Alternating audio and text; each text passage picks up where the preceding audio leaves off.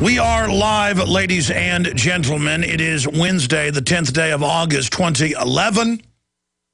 And we have laid out for the last decade that when the financial collapse began, by design due to derivatives, that the welfare class would begin to riot, even if they needed to be basically directed to riot, as a pretext to menace what's left of the middle class to accept a high-tech police state, the rollout of TSA-style domestic checkpoints.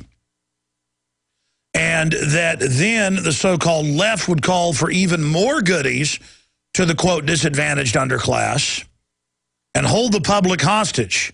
Now, what's really happening is the mega-rich that get most of their wealth through government welfare, corporate welfare in one way or another, they smokescreen all of their activities by always focusing on the poor that are getting welfare, while at the same time they push to give the poor more welfare, creating these spoiled, rotten, dependency-laden, dysfunctional, crime-ridden cultures. And it's the same all over the world. And it is predominantly the welfare class that then is able to get the cheap seats at soccer, football, basketball games, and who go and riot and burn down parts of cities and beat people to death whenever their team wins or loses.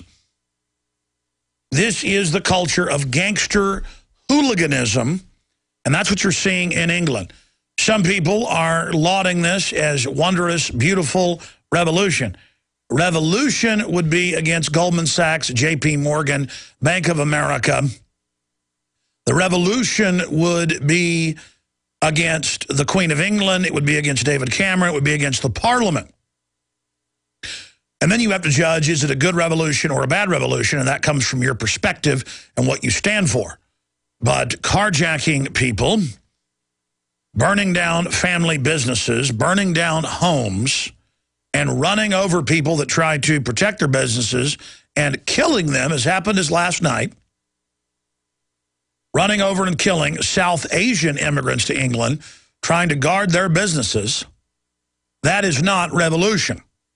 Now, the George Soros, Al Gore types, who've been calling for Arab Springs, Al Gore, here in the United States and Europe, they will praise it, and they will call it a revolution, because it's exactly what they want, so that the apparatus of the state can come in as the arbiter and as the referee. And that is what is really going on here at the end of the day. We're going to be breaking it all down. We have Patrick Henningsen, who was a witness and had to barricade himself in for his safety in South London. He'll be joining us again coming up for about 15 minutes at the start of the next hour. And then Max Kaiser. Max Kaiser contacted us. He said, we're all wrong about this not being a revolution against tyranny. And so we'll be enlightened by Max coming up at the bottom of the next hour. Now, when we come back, I'm going to discuss the fact that I guess this is revolution too. San Francisco Giants fans on Craigslist declared today Beat a Dodger Day, encourage murder of a Dodgers fan. Twitter's refusing to take down people's accounts that call for violence and torching. Well, Twitter was admittedly set up by the CIA, and through the State Department has been running destabilization campaigns. And so, of course, they would do such a thing. Now, if we called for murder on our platform, we'd be shut down in hours. You better believe it. But when they do, it's A-OK. Boston Bruins win Stanley Cup. Vancouver fans riot. Yes, that's revolution. Here's another one. L.A. struck by basketball riots. Yes, that's revolution. NYPD. Oh, we'll tell you more. Well, these are the times that try men and women's souls. A great period of unrest and upheaval is now upon us as a society, as a world. We have been in the throes of a depression globally for at least 3 years. It is now intensifying and is only going to get worse from here on out unless we remove the corrupt ruling class that have seized control of the world economy through fraud, namely through fractional reserve banking and then the last 12 years through derivatives, which allow them to create unlimited counterfeit financial instruments. Now, it has always been the ruling class's established rule to control large cities, going back thousands of years, by having large different segments of the population living in welfare slums that are funded by the government. The Romans did this more than 2,000 years ago. They had a bread and also a silver allotment.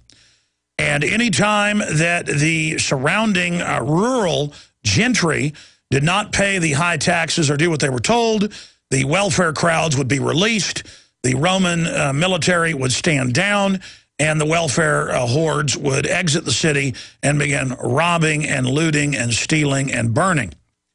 You could then not count on the Roman fire department to give you any assistance also in the city in your burning neighborhood if you'd not paid them large amounts of protection money.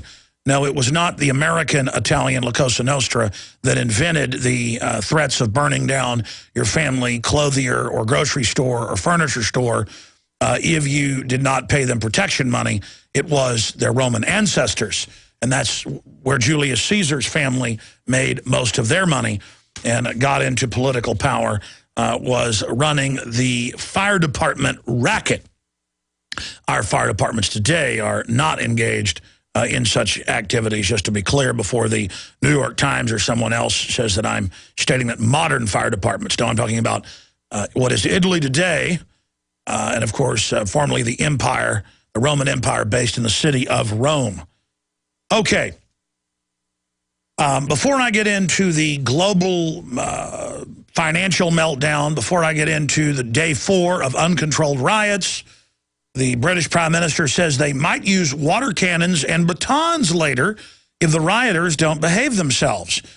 This is just like in Seattle in 1999 when the police even admitted they were ordered to stand down and let rioters burn things, destroy things for a day before they then attacked the peaceful demonstrators and set the precedent nationwide to no longer even allow peaceful demonstrations and to have Darth Vader festooned, garbed police attack the general population of peaceful protesters. And that's all this is here. What we suspected is now coming out. Even the BBC is admitting that police were ordered 4 nights ago to stand down in South London, where all of this began. We now have the reports that the rioters all over the country, all over what is England, within the UK, that region, are being directed and promised payments if they will riot by men claiming to be part of the media, probably police operative provocateurs. We've also seen this go on in Greece as well. Going back 2 years ago, their national news documented it was police rioting and starting the riots.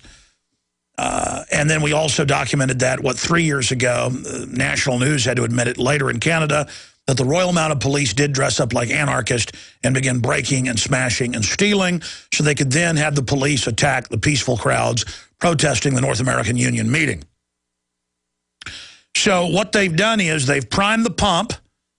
They have provocateured the first events, and then the larger hooligan mass rushes in to expand